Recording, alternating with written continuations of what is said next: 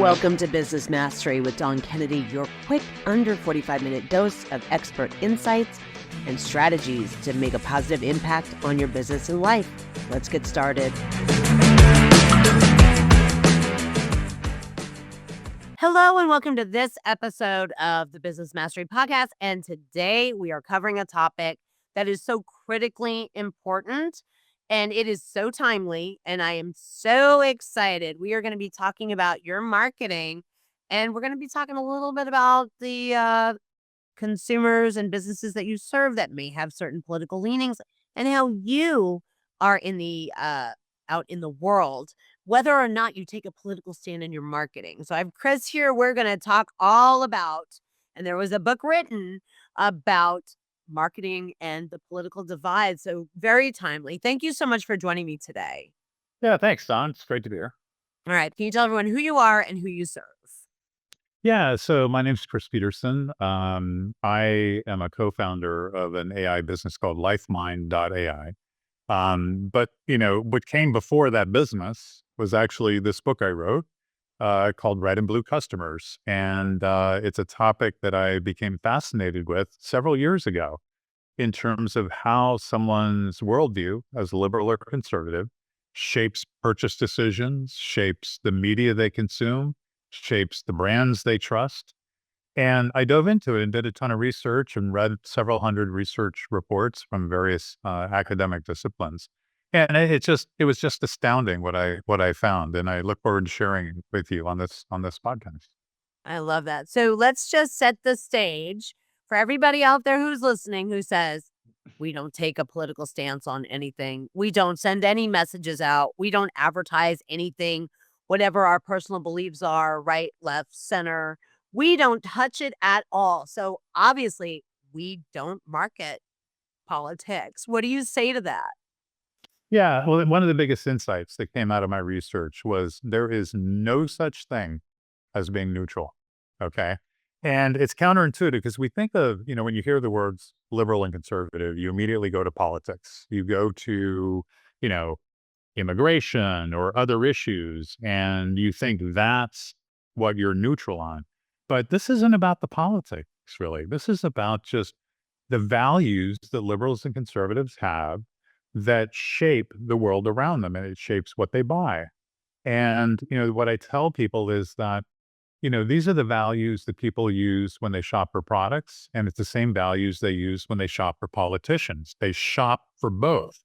So it's about understanding the values in a non-judgmental way in order to understand what a customer believes, what the business is projecting, and ultimately to create stronger fit between your business and your market in order to drive growth. And by looking at these two groups as two different markets that believe somewhat different things, and really studying it and doing something with it in order to create greater efficiency and improve the business.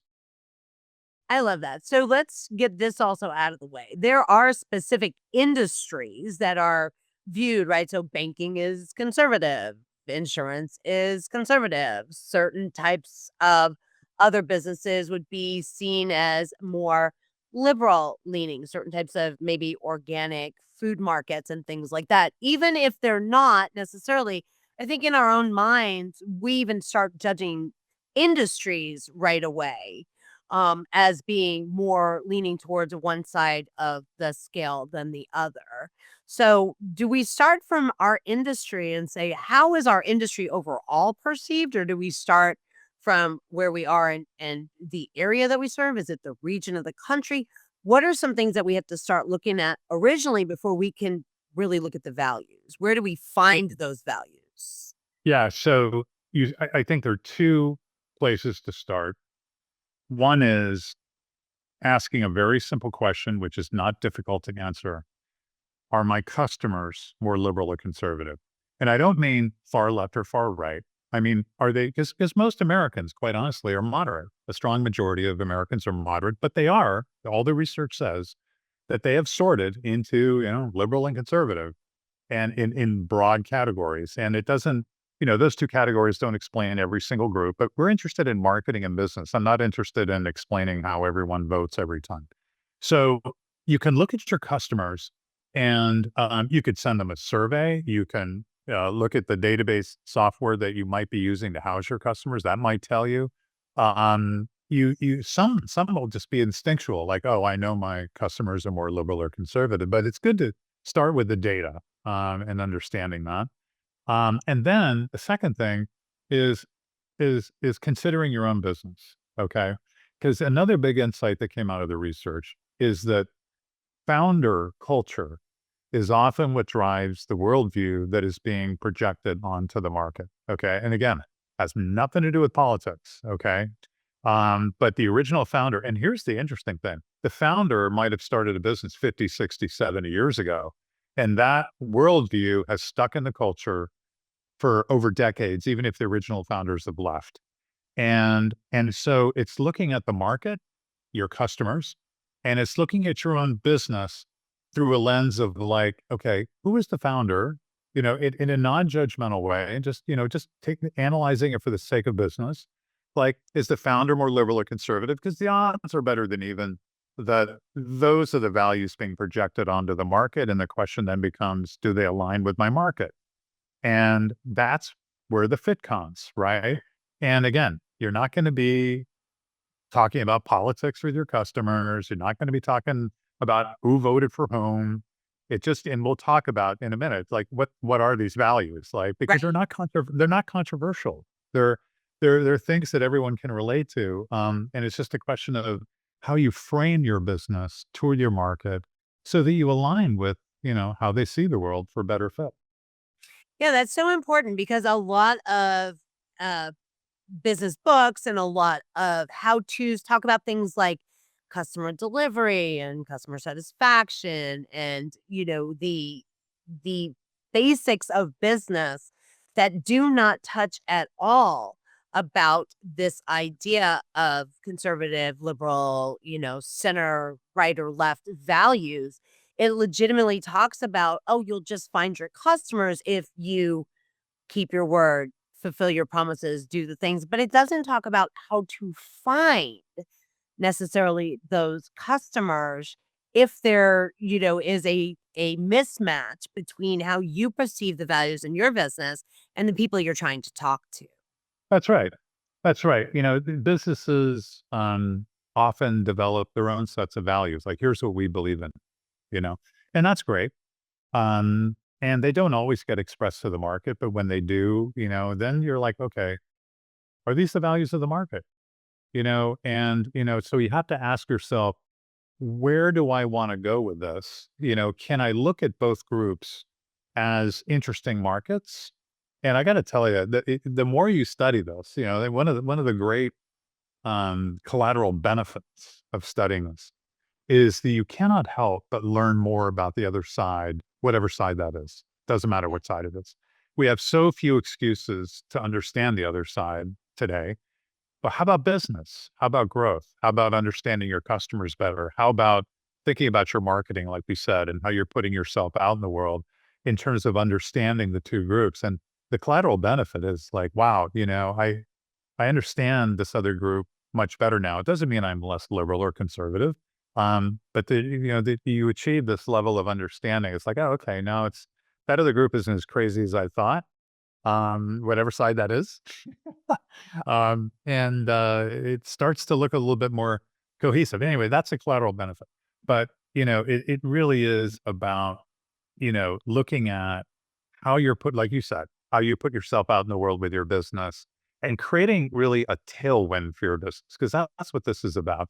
If you're projecting values and using language and positioning your products a certain way that appeals to one group and your market skews the other, then you're creating a headwind.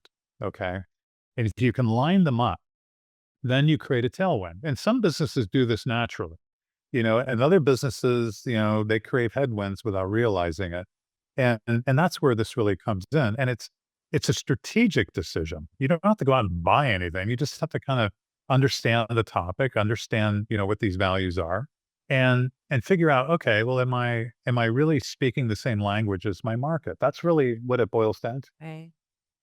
Right. So interestingly, when you said the majority of Americans are generally moderate, right? We're kind of middle centrist. Maybe we have some strong opinions that align one way on one topic or something, and then strong opinions that may align the other way.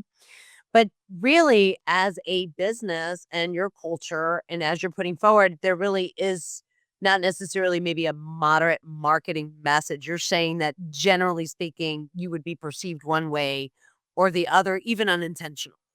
Yeah, absolutely. It's not a conspiracy theory on anyone's parts, Right, right? right. It's No, ju- that it's is just it's just human nature. I mean, yeah. so look, I've been in marketing for decades. All right. I founded a couple digital marketing agencies. They were acquired. I worked, with global brands and local brands and all kinds of different brands. And I can think back over the years of how many times in making a decision about marketing, I put my own values into that decision when in fact, rather than look at the customers that way and projecting my values onto the market, I should have kind of looked at it the other way. It's like, what are the values of my customers and how are they looking at the business? And is this the best fit for them? I wish I'd known this stuff sooner, but better late than never. Right.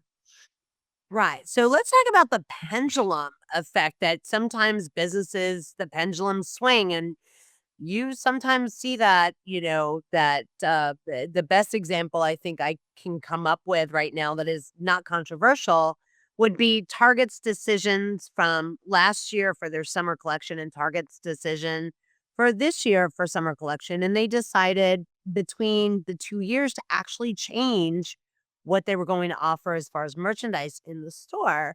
And both sides, I believe, have backlash, right? So they're like, it's you can't win either way kind of thing. But I don't think it's controversial to say that you could look at that objectively and say that was a pendulum shift from kind of what was important to what I would say one spectrum of the political divide and what was important to the other. So, how often do we see that? Do we see us being reactive maybe to backlash versus actually being forward thinking and putting out there, really what our customers are aligned with? Yeah. And that's exactly the point. You want to make this intentional and forward thinking, like you just said, and not wait for things to happen at you. Now, Target's kind of a little bit of a special case because when you're that big a retailer, you've got a retail footprint in both groups. Okay. Yeah. And there's not a lot you can do about it. So we've analyzed their retail footprint and it definitely skews a little liberal, but it's not dramatic. Right. Yeah. And it's also a liberal founded business Mhm. um, out of Minnesota. And, it absolutely has liberal culture, okay, which you're not gonna change overnight, you can't, right? So the challenge then becomes, how can I think about my customers in 2 distinct groups, and do things that align our brand with both, okay? So I think what happens is, when that one of the things about marketing is that I feel like we still think in using almost like a broadcast mentality, right? Mm. We've got a message and we go out to everyone with a message, okay? Yeah. And you don't have to do that. You can segment your audience and worldview is liberal or conservative. It's just one way. I mean, you can do it by generation, region as well, which is really smart. But I think the solution for Target is to do something more segmented so that it's not some big thing for everybody. And then to also understand, look through whatever it is they're offering through a lens of both groups to understand in advance how one group might react or the other. You can make this very proactive. And I think, Target's in a difficult situation because they're reacting to all this different stuff. But for any business, doesn't matter how big you are, you can look at this topic as just an opportunity for growth, quite honestly, Right. by creating that fit that I talked about. But, what's interesting, let me give you another retail example of someone who doesn't get into trouble. So IKEA has a retail footprint that's something like 92% liberal because they're located um, near cities, right? Which is where most liberal people live. There's a population density relationship, not exclusively, but in general. And, IKEA could probably be out there saying anything liberal they want, and there will be no backlash. Okay. Because overwhelmingly their customers are more liberal. Right. And so Target skews a little liberal in their footprint, but only a little. So they've really got to deal with both groups. And that becomes interesting for any business. Like, is my market one group or both? Or do I run a regional business across different areas? I guarantee you, if you do, you're going to have both groups in different places. And it becomes an opportunity to fine tune how you frame your business to them in order to create a better fit. Yeah. Yeah, that's a good point about IKEA. I hadn't really thought about that. I think it's because Target was in the news, and I just kind of remember reading, because again, objective case studies that go out, you can watch these and read them. And just from an objective point of view, it was like, wow, either way they went, they received some pretty significant backlash, which I thought was very interesting. And I think you're right, they didn't really segment what they did in, let's say, the Southern United States versus the Northwestern United States and things like that. So, interesting, point, and again, no judgment either way, but just objectively, it's like, "Huh, that that was probably pretty painful," especially when both sides are kinda, like, hitting you in the middle. So, Yeah. Yeah. that must have been painful for the marketing department, that's all I'm gonna say. It's just Yeah. And, and they can veer, I think, a little bit into the political landscape versus keeping it the worldview. Yeah. And I think that's the important message here, which is you don't need to go to politics at all to think about this topic. You really don't. You can do things that are, that on the surface might seem pretty subtle, but will align your business with one group or the other. Right. So let's talk about these values that the both sides more lean towards. And again, understanding and I want to point this out again for the listener. You may think that you are a moderate and a neutral, and you may serve people who have that worldview, but really you are going to be assumed maybe to lean more one way or the other, even if you don't say that you do. So let's That's right. start from there. So I want to reinforce that. So everybody's, listening or watching this podcast going, oh no, no, we are Switzerland, right? Right. And well, the other thing is, I've never come across a business that asks the question, are my customers more liberal or conservative? Yeah. And it's always eye-opening, when we run the analysis and show them. And sometimes it's not a surprise, sometimes it is. And because you could say you're Switzerland let's say you are, let's say somehow you magically are. If your customers skew one way or the other, like let's call it 70-30 or 75-25, that's an opportunity. Okay. That's an opportunity to create better fit with the majority of your customers, and you can still do something segmented for the others. And I guarantee you, if you follow this advice around values, which we're about to talk about right now, is you won't make anyone mad, because here's the other big insight that came out of the research is when you focus on the values and the worldview and not the politics, if you see an ad for a business that doesn't align with your worldview, you generally don't get mad. It just fades into the background. And that's the risk.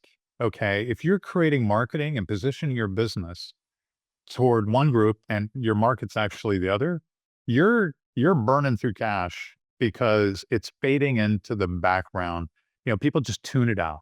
Okay. Yeah. And and it's remarkable how this can happen. Anyway, I've got examples, but let's talk about the values real quick, right? So I'm going to rattle off a list of the values where liberals and conservatives have a different interpretation. Okay. And I just want people to get a sense for like how non-political these things are. Okay. So I'll rattle through several and then we'll talk about some specifically. If you hear one that you're interested in, well, let me know. So one is just how the two groups think about the future, change boundaries, exploration, self-moderation, self-image, thought styles, influences, visual styles, empathy, trust, good and evil, fear and safety, horror, winning, success, and status. Okay. These are all detailed in the book, by the way, red and blue customers. But those are, Yeah. when you hear those words, right? Those aren't political terms. Those are just ideas that have different interpretations with the two groups. Okay.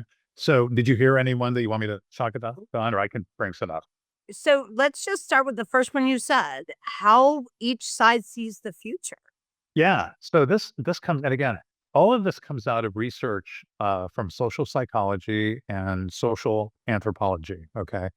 And it's a remarkable how much information there is about the differences between liberals and conservatives in these studies that doesn't make its way into marketing. And I found that was one of the big aha moments for me when I was writing the book. Was wow, this is so useful for marketing. Right. So let's take the future. So, and then we'll talk about the implications for business because it's going to sound a little theoretical, right? So, for liberal customers, the present isn't acceptable; it needs fixing. So there's a desire to re-engineer and experiment to create a better future. For conservative customers, the present is more acceptable, so there's less reason to change it. There's a desire to maintain it. As a result, the future is more known. It's not as mysterious. Okay. So now you take just that one and you think about launching an innovative new product. Well, if you launch an innovative new product, you want to target the liberal customers first because they're going to experiment with something new. They're going to play with something, and they will have no problem, or not all of them. This isn't everybody, but the market in general will grab on to a new product to try it. That doesn't mean conservative customers won't try a new product, but they generally wait until it's proven a bit, until they see that it's got value. It's almost like the liberal market sifts through all these new products and determines which ones actually have lasting value. And the conservative market takes that and says, yeah, okay, those are good products, you know? And so they work hand in hand. Yeah, but so this aligns, right? So the idea of the innovators and the early adopters and the other, Yes. right? So that big graph of Yes. how you reach market penetration.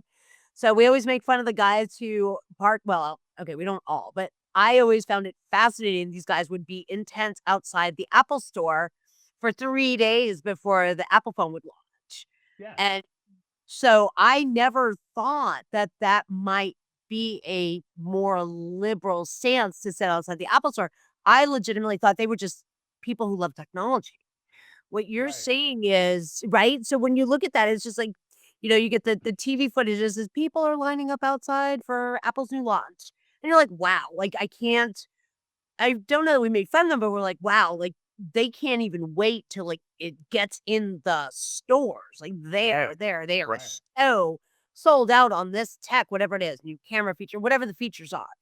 And I always saw that as, like maybe some of them would be your engineers and some of these guys, which generally speaking, if you're talking about engineers and those kinds of things, don't we sometimes assume that that is more conservative? Like if you're going, Well, it it depends. depends. It's on this back of engineer. Right, right. But I It think, depends on that. we look at civil engineers, chemical engineers, and those things, and I think we think of them almost as like investment bankers or whatever, that they're more conservative. But the truth is, really, what you're saying is this really follows almost that huge idea of how you get market penetration, and it is not political in any No, sense. no, no, nobody, I don't think people have yet to get mad at Apple, right? Right. And Yeah. they're actually, if you look at their branding, it's quite liberal, and they like to launch innovative new products.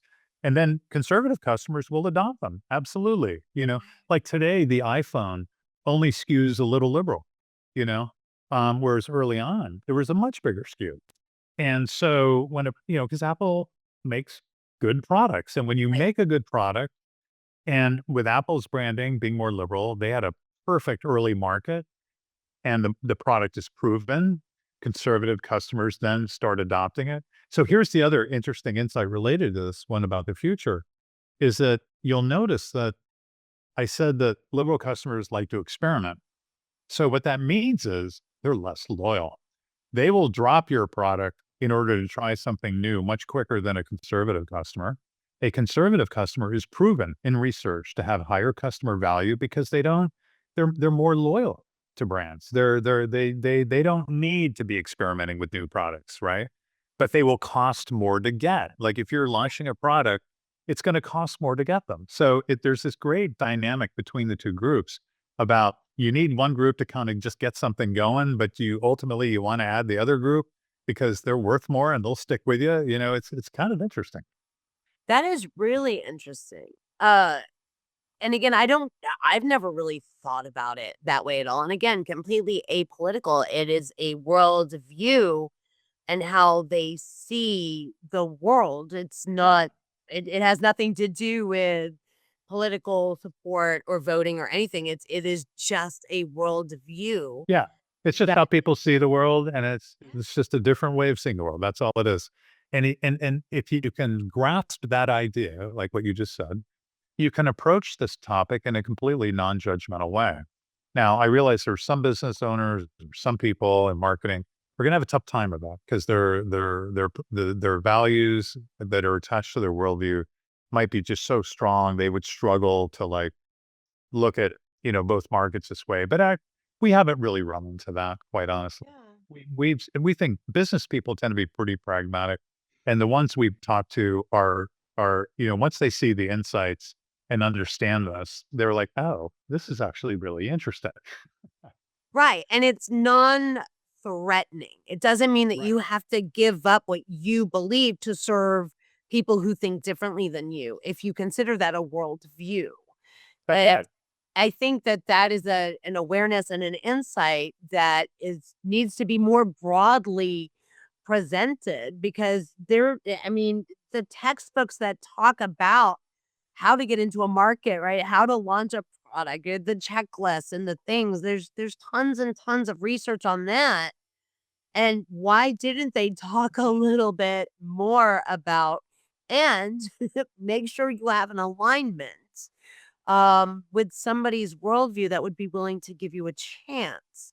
Um, yeah, yeah, versus, maybe it's not something new. Maybe it's now your second or third product, but they know your company and your brand. It would probably skew even more differently yeah, than it did the yeah. initial idea or the initial product.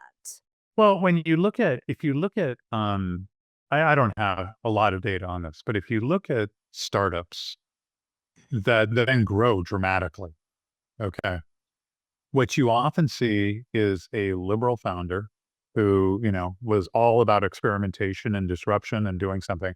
But if they have significant success, typically a more conservative CEO will be recruited eventually, who then needs to apply more hierarchy and scale and efficiency. And that comes that those strengths come from a conservative worldview, to be perfectly honest. I mean, both sides have their strengths and weaknesses. And the transition from one to the other is really interesting because if you really want to scale a business, you need both, not just Right. one, you know? And it's the same with sales and marketing. I mean, people have talked forever about why don't marketing and salespeople get along, right? Well, we researched this and we found that 67% of marketers are liberal and 68% of salespeople are conservative. Oh, So really? so there you have it. I'd never heard that before. So, I know, oh, it's wow. remarkable. Yeah. Yeah.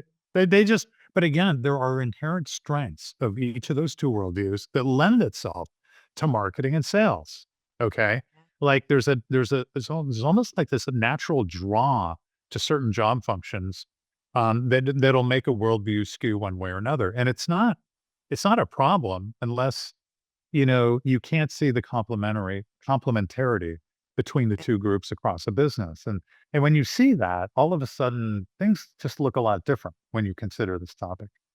Right, absolutely. And it's interesting when you think about that because it just kind of flashed in my head and it's like the more conservative salespeople who are like, "You work with us, we're gonna support you, we're gonna be there for a long time." It's not changing, which makes a lot of sense. But marketing is gonna drive the people who want to try the new feature or the new product, or at least get them to make a phone call, get on a call with the sales team. It's interesting if you think about it that way. I can see how both roles and personalities would benefit from those different worldviews as far as you know, taking care of the customer, right? Like there's that old feeding the cat, right? So the cat's not buying the cat food. You have to get to the owner to buy the cat food. And how do Right. you do that? It's the same kind of thing when you take a bigger view. Yeah. This is Now, where you run into problems though, if you have a bunch of liberal marketers projecting liberal values onto a market that isn't all liberal. Okay. right. And by the same token, if you have a bunch of conservative salespeople sitting on sales calls with, let's say they could be selling into a liberal market, you're going to have the same disconnect. Yeah. So, it takes just a small amount of self awareness around this topic in order to understand it and have kind of an aha moment about, oh, this is just a different way we think about engaging our market, whether we're in marketing or sales. It doesn't mean we need to hire more of one Right. person or another person. It's just being able to step outside of yourself, understand the two groups, and and think about them differently for the Uh, business. this is great. Okay. So from the list you read me, what is the most controversial from that list that you found the biggest ahas in your research? The most controversial. Yeah, I'm looking down the list for those of you who are just listening. Um, so here's an interesting one. So good and evil. Okay. Mm, okay. Um, for liberal customers, good and evil are not obvious. The world is more nuanced. For conservative customers, good and evil are more clear, more easily defined, and immediate. And they're more comfortable categorizing good and evil. And, it's like, okay, well, what do you do with that in a business, right? Right. But I, I'm just like, wait a minute. I mean, yeah, listen. So this might sound a little obscure, but, I love it's it. like if you invoke good and evil in your marketing, right? Like you can, and this is going to sound like a stretch, but every product solves a problem and that problem becomes evil, and your product is the good and you're going to solve this problem. I mean, it just becomes kind of interesting. And I've seen advertising that used related to this, like horror, and which is another one related to kind of good and evil, which actually appeals more to liberal customers than conservative customers. But if you're a liberal marketing team, invoking some horror in your advertising, like maybe in a playful way, is a bad idea, actually, if you're going after a conservative market. It sounds kind of obscure, but again, that's why there's so many of these in the book. Like you can pick and choose them based on what's appropriate for your business, right? You're not going to use all these. You're going to pick 3 or 4 or 5 and go, okay, these actually could really help us and understand or help us project the right worldview onto our market. Yeah, that's fascinating. So again, apolitical, nothing to do with, who you vote for or who you support, but just a worldview. I don't know if and I'm kind of now thinking through, I don't know that it's ever occurred to me that the worldviews could be this different. I think I always assumed that most of us have kind of a similar general way of looking at the world. And it's interesting because I would say that both sides would argue they're more objective or most objective in looking at the world through their lens. Is that true? Yeah. Well, yeah, it's true. I mean, we tend to think of this is going to sound a little theoretical, but like a local normal as representing everything else. Okay. Like what is immediately around us, it feels normal because that's what we see every day. But if you take a road trip, either from 4 hours outside an urban center into the urban center or vice versa, you will feel like you're on a different planet. And you will feel like you're on a different planet because the cars people drive, the clothing people wear, the food that people are eating, those are all things people buy, right? And this extends, like even the media that people consume. This goes way beyond just Fox and CNN and MSNBC. I mean, we did some research and like, for example, just like if I use television shows as an example, How to Get Away with Murder. I see, remember the kind of horror thing. How to Get Away with Murder, Modern Family, Doctor Who, Outlander, all are watched almost exclusively by liberal viewers. SEAL Team, Last Man Standing, New Amsterdam, almost watched exclusively by conservative customers. Now, it's And yet, I guarantee you, there's no media planner planning advertising that is asking the question, are we attracting, are we going after the right worldview? They could sink a lot of money in any one of these shows and have a complete disconnect between what they're selling and how they're framing it up with the market itself. And it's fascinating that way. You know, just the media you choose together with the messaging you're putting in there can have just such a powerful additive effect. And again, it's a strategic thing. It's not, it doesn't mean spending more money. It just means thinking about this and applying it to the business. Yeah, fascinating. All right, so I have one company I would like your take on. It's a very old company, it's an amazing company, and that would be Coca-Cola, Okay. which they are, I would say, global, right? So Sure. Yeah. they Yeah. and so you wanna talk about not even, across American values, but I mean, they have crossed cultural values around the world, maybe not Yep. everywhere.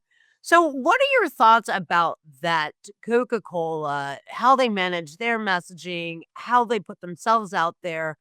And really, is it just that they have so much market penetration that they can kind of not have to worry about it anymore? Or do they still worry about it? Well, no, you have to worry about it because when you're that big, you've got both groups. Although it's interesting to point out what a failure that New Coke was, right? Right. I mean, so, where were all the liberal customers experimenting with the new product? Or maybe it was just a bad product, quite honestly, because it doesn't mean that getting liberal customers to experiment with your product means it's going to be a success. You got to have a good product, right? Sure.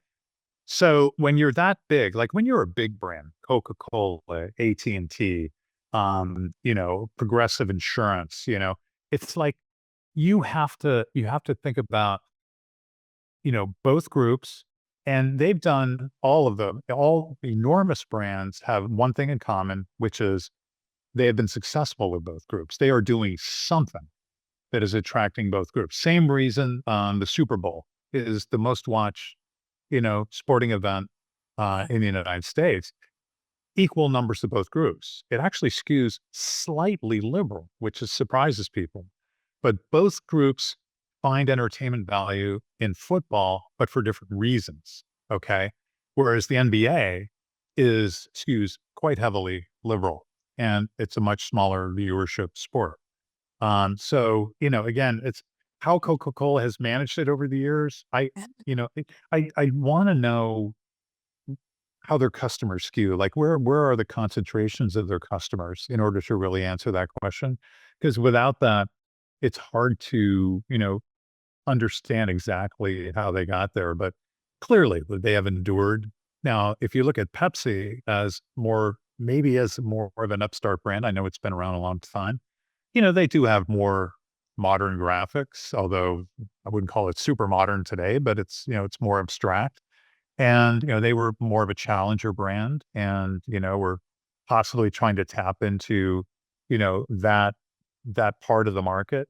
And I think, it's sodas in general or, drinks in general, Right. they're all trying to carve out niches. If I were running a beverage that is small to medium size, I would find a niche to sell it to, and I would use this as one of the lenses. Like, do I want to really appeal to liberal customers or conservative customers? Because quite honestly, they're both great markets. They are both of equal size. They both have equal spending power. And if each one was a country, they'd be the 10th largest in the world. So focusing on just one of them is fine. It's perfectly fine. There's nothing wrong with that. You just don't want to be in a place where you have both groups naturally in your market, and you decide to go all in on one, and then that might cause some headwinds. Not necessarily backlash, but just some Right. headwinds. Right. Yeah. It's not going to be as easy, if you will, to get those customers maybe on board. Interesting when you said find a niche. I again because I watch case studies all the time.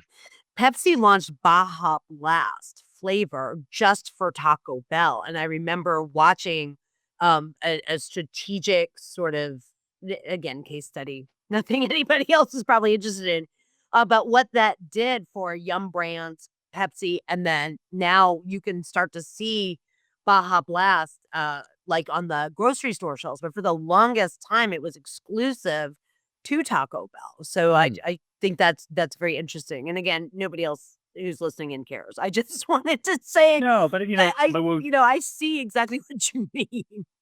yeah, but what would be interesting in a case like that, if you look at like retail success, okay, it's really interesting to look at where am I doing really well and where am I not doing really well? Yeah, Okay. Where is the market kind of forming for me? Okay. And this lens, liberal and conservative, doesn't it's not going to explain everything. There's, it's not the only thing to look at, but it is one. And if I find that I'm doing better in more urban environments, then that tells me I've got more liberal customers, right? And the opposite is true. So, I think, because every national retailer knows that some products sell better in other places, you know, it's not equal. And thankfully, how boring would it be if everyone bought the same stuff, right? sure. Yeah, 100%. All right. So where can people find you? We're going to put your book down, the link down inside the show notes and then also on the description on YouTube. If you are listening, you need to probably think about this because I don't think we ever do. I think this is a totally new perspective for a lot of us. And it's interesting too because a lot of entrepreneurs, we read a lot of books. We follow a lot of how to's. We read consumer trends and surveys and stuff. I don't think I even see this in the consumer trends Yeah. necessarily as a and I wonder if it's because people are afraid that if you told the truth about some of this stuff, the study might be Yeah. seen as a right. So I think there's like this landmine of saying this is what the objective data shows, but if we put the objective data out there in the consumer surveys and trends, it's possible people won't trust us anymore. Is that fair? Yeah, I think it is. I mean, people tiptoe around this stuff. Me too. Yet I find it such a powerful insight. It's right up there with knowing, am I selling more to women or men? Where regionally am I selling? What is their income? The worldview's got to be right up there. I mean, honestly, to me, it is one of the mothers of insights because it is fundamentally about how people see the world and how they form their own world around themselves. And that to me is just fantastic insight. But where to find it? So yeah, the book is called Red and Blue Customers. It's on Amazon, Barnes and Noble. You can buy it there. If anybody wants to reach out for any reason, you can find me on LinkedIn or, the business that we're launching is called Lifemind.ai, where we're actually taking the personal values of customers, worldview, but also generational values and regional values, and creating a system that will take a very simple customer report and reveal the segmentation of those customers, and then using AI, crafting messaging and targeting that align the two. So that's coming out. There'll be a free trial, by the way. So you can register for a free trial there. We're definitely going to have a free version. And I think people will find it interesting. And I think the book will really open some eyes. And the book, by the way, is organized so that, the first part is the business case, like, hey, this is why you should pay attention. The middle is all the values that, the ones I rattled off plus more. And with all the research cited, and the business application. Then the third part is how do you apply this to your business in a very practical way? How do you take simple steps in order to drive growth using these ideas? I love it. This is fantastic. And every little bit of insight that you can get to serve your customers and clients in a deeper way just makes your business that much more, in my opinion, successful, right? So Yes. you've been given an idea to bring to the world. You are serving with that idea. And if we can, like you said, create tailwinds by being in deeper service, by understanding the customer at a deeper level, boy, what a gift. So thank you so much for coming on here today and having this conversation. So needed. Yeah. Thanks for having me. I really enjoyed the conversation. Yeah, me too. All right. We'll talk to y'all next time on the next episode of the Business Mastery Podcast. Take care. Thank you so much for listening to this episode of the Business Mastery Podcast. If you want to learn more about me, you can go to DawnKKennedy.com, and you can now check us out on YouTube, as well as, of course, any of your favorite platforms that host podcasts. Take care.